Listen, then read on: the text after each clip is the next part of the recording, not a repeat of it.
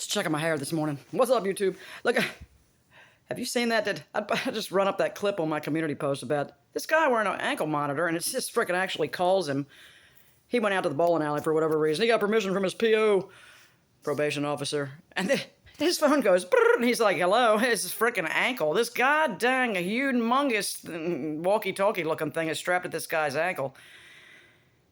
And she's like, where are you at? He's like, well, she said, why you out? He's like, what? I got permission by who? And I go, holy shitballs, dude. Ma'am? I mean, how do you take a shower with an ankle monitor on? You don't? I mean, do you have to put one of them, like, foot injury boots on like Beth? Beth's got this giant, it's such a pain in the ass. It's so hard to keep the water from running down on it. She's over it now. Her foot's better, everyone. Yay. Yay. Just barely.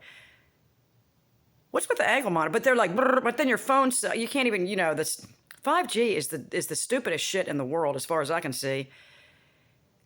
On my property, I try to upload a video and I've got to walk and I got to shove the phone in the corner by the front door and turn the 5G on. It'll go, it'll go up.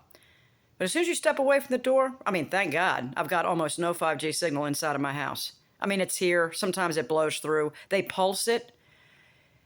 It's a slow pulse. It waves, and so does the 4G.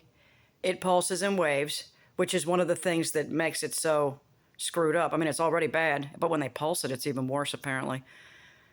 And we want to know what's wrong with everybody's mood, what's wrong with everybody's thoughts, what's wrong with our bodies. We're electrical.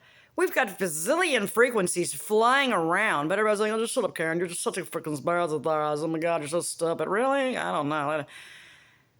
Seems suspect to me, especially when, like, giant illnesses come along and wipe out giant amounts of people. Every time the technology upgrades, it's like there's a certain level of people that they just get wiped out. Well, they were incompatible. Their software, their hardware was incompatible with the new technology. So they were rendered, like my last cell phone, it was like obsolete. You don't work in this environment. So they just, whoop, you're gone. This is our children. This is our grandchildren. These are, these are our parents. These are our friends, us, our animals. They're wiping us. Just, let's turn on the next new frequency. What's going to happen now? Ooh, my internet's fast. Is it? Because when I walk across my yard, I've done lost a signal. But yet this ankle monitor, where you at? Where you at? Is that Nextel? Are they using Nextel? What happened to Nextel? Remember them orange, the school bus colored phones with the black and the school bus color orangey yellow? I mean, these guys at work, these work guys, beep, beep. What's up, man? Where you at? I mean, instant. There was no ringing, no phone. It was, hey, you heard the person's voice talking. Like, God damn, what's up, man? These guys used them for work. What happened to it? What happened to that shit? They should still have it. Don't tell me that calls being dropped. But yet we talked to somebody on the fucking moon. Crystal clear reception. 50 years ago. But now I can't even talk to Lenny if he's in Pasadena, Maryland, by Gibson Island, because it's so far away. It's further away than the fucking moon. You know what I'm saying? Okay. I mean, Nextel was it. Now, how dangerous was it? I don't know. But, I mean, it was it, man. You got in touch with people. There was no, I didn't get your beep, beep, hey. Hey, no way, man. You were trapped. If you had Nextel, you better answer your boss or whoever was answering, your wife or whoever it was. So, I held off on getting a cell phone. I held off as long as humanly possible. I had a beeper.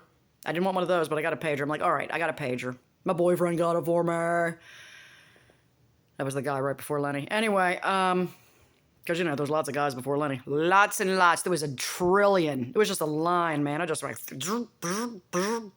wiped them with my ass like toilet paper and threw them aside until I found Lenny. And then I was like, oh!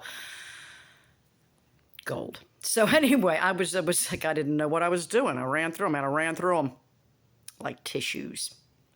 Anyway, God bless their little teeny hearts. They're like, you can't leave me. Oh, I need you to take care of me. Every one of them. I'm sorry. I enjoyed it for a time, but I thought that they were going to get up and become men.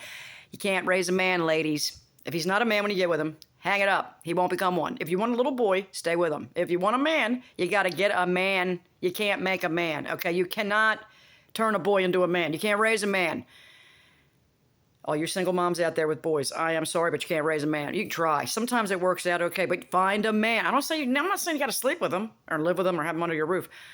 Do your best to find a man, or more than one, a neighbor, an uncle, a cousin, a friend, in the neighbor, like that can even just occasionally demonstrate being a man to your sons. I think it's incredibly necessary, because if men are raised with just women, they have no example set for them, and they got nothing but, oh, baby, honey, baby, it's okay, honey, baby, it's okay. And they will turn into a giant walking pussy with a beard and mustache, and they will just tear up a long line of women. So, try. Do your best. Do your best! Do your best, man. Try to find a man. Or even Amanda friggin' Watch on YouTube or somewhere, just somebody. Sean Baker. I mean, I know he's talking about food and all, but somebody that's mature, a man that's mature enough to stop laying it at a woman's feet, and that's strong enough to get up and say, look, guys, we need to be strong enough to push through pain and strong enough to protect our families and our women and our animals and our property. Look for these guys and respect them enough to not mistreat them and treat them like they're pieces of trash, or that they're their own personal frickin' harem or prostitute or whatever. Good luck. They're few and far between, but they do exist. They exist. They're out there. Some of these men watch me. There's probably some men on there that watch me that are creeps. But the ones that have ever said a few words to me, I see you. You're real. Keep being the example. We need you guys. All right. Have a great day, YouTube.